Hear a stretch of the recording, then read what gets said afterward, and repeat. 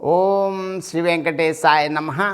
मैं professor S Narayan Raju YouTube channel में आप सबका मैं स्वागत करता हूँ। आधुनिक हिंदी साहित्य के छायावादी युग के प्रमुख कवि श्री जयशंकर प्रसाद जी द्वारा विरचित कामायनी के इड़ा सर्ग से संबंधित आज मैं और एक पद की व्याख्या अब करने जा रहा हूँ। अब क्या हुआ, जयशंकर प्रसाद जी ने कामायनी में सारस्वत प्रदेश का वर्णन करने के बाद क्या हुआ आप देखेंगे। वहाँ मनु लेटे थे। अब उस स्थान अर्थात सारस्वत प्रदेश का परिचय किस प्रकार दे रहे हैं कविवर जयशंकर प्रसाद जी के शब्दों में सबसे पहले पद देखेंगे, पद के साथ साथ पद की व्याख्या भी देखेंगे। यों सोच रहे मनु पड़े श्रांत, श्रद्धा का सुख साधन निवास जब छोड़ चले आए प्रशांत। पत पत में भटक अटकते वे आए इस उजड़ नगर प्रांत। बहती सरस्वती वेग बरी निस्तब्ध हो रही निशा श्याम। नक्षत्र निरकते निर्निमेष वसुधा की वह गति विकल वाम। वृत्रघ्नि कर वह जनाकीर्ण उपकूल आज कितना सूना। देवेश इंद्र की विजय कथा की स्मृति देती थी दुख दूना। वह पावन सारस्वत प्रदेश दुस्वप्न देवता पड़ा क्लांत। फैलाता चारों ओर द्वांत। अब कठिन पदों के लिए अर्थ देखेंगे।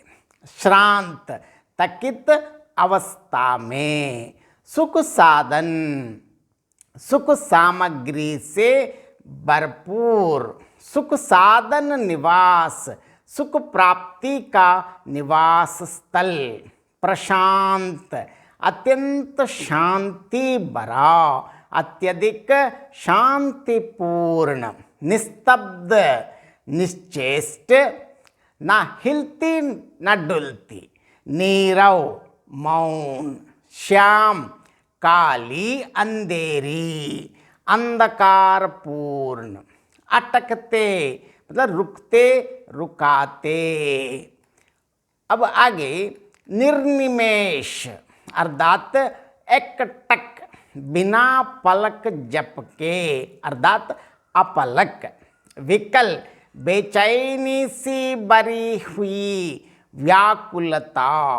वाम विपरीत ठेड़ी।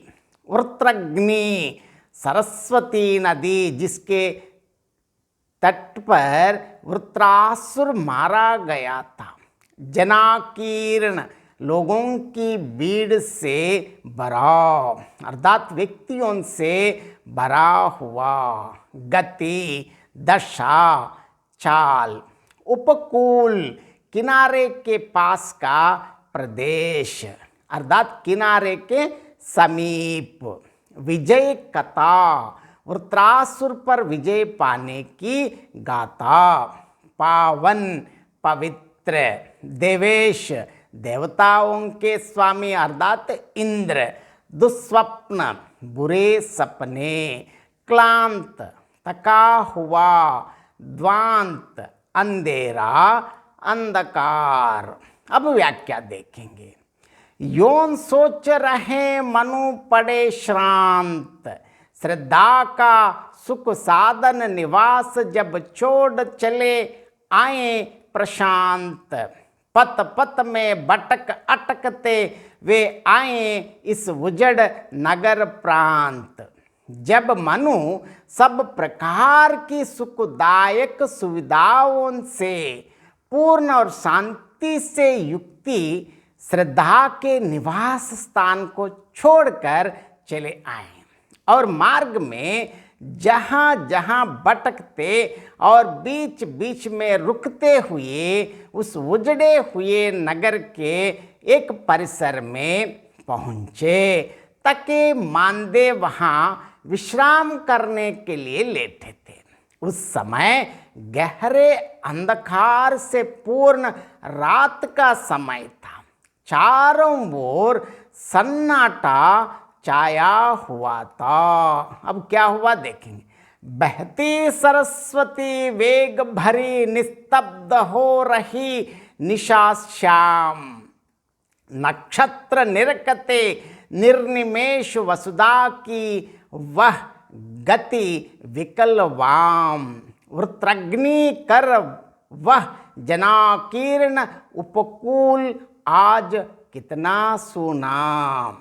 पास में सरस्वती नदी अत्यंत तीव्र गति से बह रही थी। आकाश में तारे छिटके हुए थे। वे मानो पृथ्वी की उस दुख भरी विपरीत चाल को अपलक नेत्रों से देख रहे थे। पृथ्वी की विपरीत गति इसलिए कही है कि सुनसान प्रदेश तो बस जाते हैं और बसे हुए घनी बस्ती वाले क्षेत्र उजड़ जाते हैं। उस नगर की एवं सारस्वत प्रदेश की यही स्थिति थी। वृत्रासुर के वध की साक्षी उस सरस्वती नदी का कभी घनी जनसंख्या से भरा तटवर्ती प्रदेश आज कैसा सुनसान पड़ा था। देवेश इंद्र की विजय कथा की स्मृति देती थी दुख धूना। वह पावन सारस्वत प्रदेश दुस्वप्न देवता पड़ा क्लांत, फैलाता चारों ओर ध्वांत। अब देखिए, देवराज इंद्र ने वृत्रासुर पर जो विजय पाई थी उसकी याद उस स्थान की दुर्दशा देखकर सुख के स्थान पर दुगुना दुख का अनुभव कर रही थी।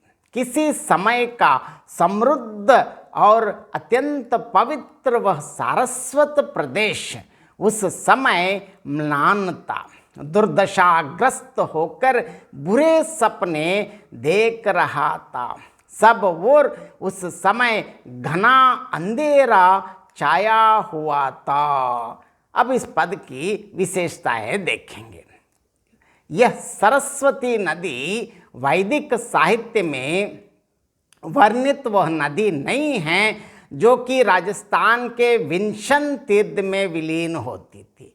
यह अफगानिस्तान की ओर बहने वाली हरहवती के नाम से आजकल पुकारी जाने वाली नदी है। भारत के उत्तर में वर्णित इलावर्त वर्ष से इसका संबंध होगा शायद, जो ईड़ा के नाम से ईड़ावर्त या इलावर्त नाम से भी प्रसिद्ध हुआ होगा। लेकिन इसके बारे में कविवर जयशंकर प्रसाद जी ने अपने आमुख में यद्यपि इससे संबंधित कोई जानकारी नहीं दिया है।